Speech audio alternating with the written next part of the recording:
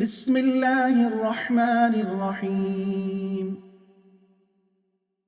المنافقون والمنافقات بعضهم من بعض يأمرون بالمنكر وينهون عن المعروف ويقبضون أيديهم نسوا الله فنسيهم إن المنافقين هم الفاسقون.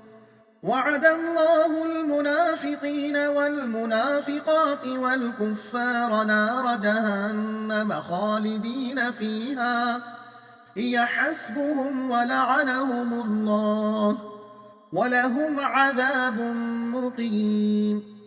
كالذين من قبلكم كانوا أشد منكم قوة وأكثر أموالا وأولادا فاستمتعوا بخلاقهم فاستمتعتم بخلاقكم كما استمتع الذين من قبلكم بخلاقهم وخذتم كالذي خاضوا أولئك حبطت أعمالهم في الدنيا والآخرة وأولئك هم الخاسرون. ألم يأتهم نبأ الذين من قبلهم قوم نوح وعاد وثمود وقوم إبراهيم وأصحاب مدين والمؤتفكات أتتهم رسلهم بالبينات فما كان الله ليظلمهم ولكن كانوا أنفسهم يظلمون. والمؤمنون والمؤمنات بعضهم أولياء بعض يأمرون بالمعروف وينهون عن المنكر ويقيمون الصلاة ويؤتون الزكاة ويطيعون الله ورسوله أولئك سيرحمهم الله إن الله عزيز حكيم. وعد الله المؤمنين والمؤمنات جنات تجري من تحتها الأنهار خالدين فيها ومساكن طيبة في جنات عدن ورضوان من الله أكبر ذلك هو الفوز العظيم.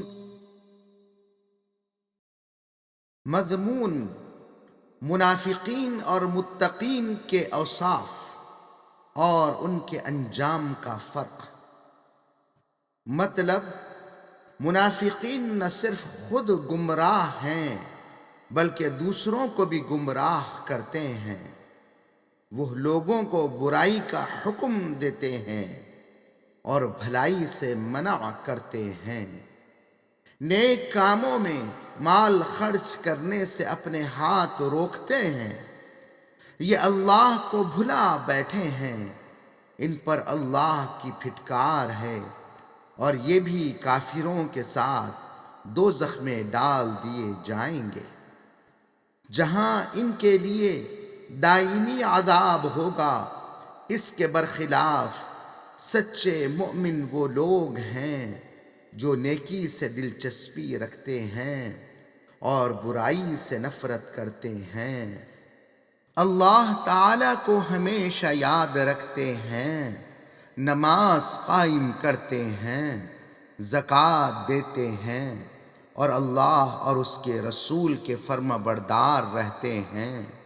ان پر اللہ کی رحمت ہوگی اور وہ جنت کے باغوں اور پاکیزہ محلوں میں رہیں گے اور طرح طرح کی نعمتوں سے لطف اٹھائیں گے، اور سب سے بڑی نعمت اللہ تعالیٰ کی رضا و خوشنودی ہوگی، اور یہی سب سے بڑی کامیابی ہے۔